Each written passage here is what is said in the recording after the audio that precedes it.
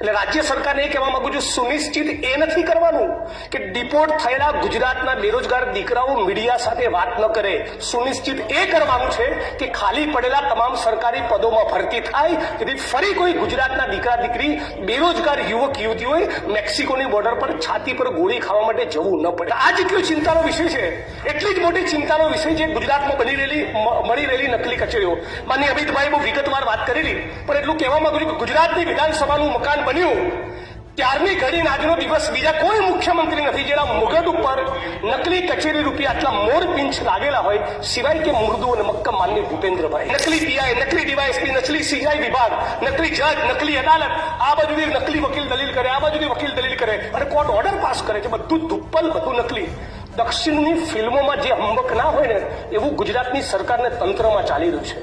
આટલી બધી નકલી કચેરીઓ બાદ રાજ્યની સરકાર એવું કમિટમેન્ટ આપવા માંગે છે ગુજરાતની 6.5 કરોડ 7 કરોડ જનતાને કે જેટલી પણ નકલી કચેરીઓ પકડાઈ એ તમામના કસૂરવાર, એમાં નેતા હોય કે અધિકારી હોય, 1 વર્ષમાં બધાની ટ્રાયલ પૂરી કરીને બધાને સાબરમતી સેન્ટ્રલ જેલના સળિયા પાછળ ધકેલીશું. આવી કોઈ પ્રતિબદ્ધ રાજ્યની સરકારની છે? શું રાજ્યના મહામહિમ રાજ્યપાલ આ સ્પીચમાં આ વિશે એક શબ્દ બોલે છે? મારી અધ્યક્ષની ચિંતાનો વિષય મહિલાઓની સુરક્ષાનો છે. આપ કદાચ એક કિસ્સો જાણતા હશો. સંતરામપુરના બોયડિયા ગામની દલિત સમાજની એક દીકરી પર 10 દિવસ સુધી જુદા જુદા ફાર્મ હાઉસમાં રેપ થયો, ગેંગરેપ.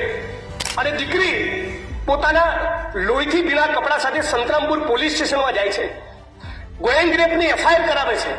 અને જયારે ખબર પડે છે કે એક રાજકીય પક્ષના 3 આગેવાનોના એ ફરિયાદમાં નામ છે અને હમણાં સુધી જયારે મેસેજ પહોંચી જાય છે ત્યારે શું બને છે?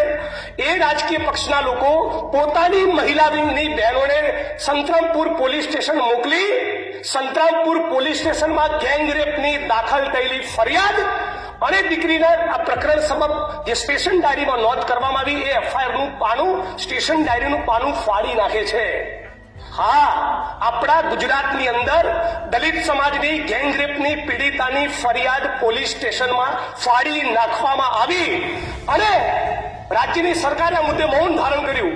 શું કર્યું સરકારે એવું કર્યું કે ખાતાકીય તપાસ આપી સચિન બાદશાહ નામના ડીએસપીને, અને મહાન આપણા એ આઈપીએસ અધિકારીએ શું કર્યું?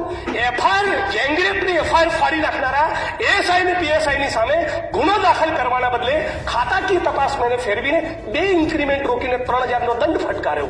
આ છે ગુજરાતમાં સ્ત્રીઓનું સન્માન. અને એટલે રાજ્ય સરકારને કહેવા માંગુ છું, માનનીય અધ્યક્ષશ્રી, રાજ્ય સરકારને એટલું કહેવા માંગુ છું કે આ વિધાનસભા 27 માર્ચના દિવસે પતે અને એનો સૂર્યાસ્ત થાય ત્યાં સુધી ભાજપના નેતા જે બળાત્કારના આરોપી છે ગજેન્દ્રસિંહ પરમાર, એની ધરપકડ કરીને બતાવે. આ ગુજરાતની સરકારને હું ચેલેન્જ આપું છું આ મંચ ઉપરથી. સામાન્ય એ માણસને બળાત્કાર કરનારો માણસ કોઈ પણ પક્ષનો હોય, સામાન્ય રાજ્યની સરકાર એની ધરપકડ નથી કરતી.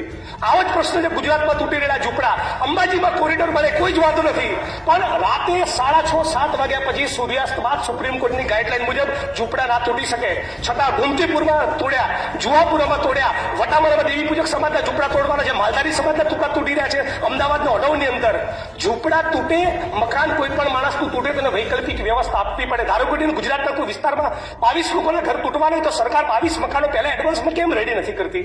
હાઈકોર્ટના સુપ્રીમ કોર્ટની ગાઈડલાઈન છે દરેકને વૈકલ્પિક વ્યવસ્થા આપવી. રાઇટ ટુ સેન્ટર એ કોન્સ્ટિટ્યુશનલી ગેરંટેડ આપણો ફંડામેન્ટલ રાઇટ છે. તો આ રાઇટ્સ ગરીબ માણસોને લાગુ નથી પડતો. રિયલ એસ્ટેટના માફિયાઓ, ઉદ્યોગપતિઓ જમીનોમાં દબાણ કરે, એ દબાણ ખુલ્લા ના થાય અને દલિત, આદિવાસી, ઓબીસી સમાજના ઝૂંપડા તોડી નાખવાના, એને બેઘર કરી નાખવાનો. આ ગુજરાત વાઇબ્રન્ટ અને સ્વર્ણિમ ના હોઈ શકે.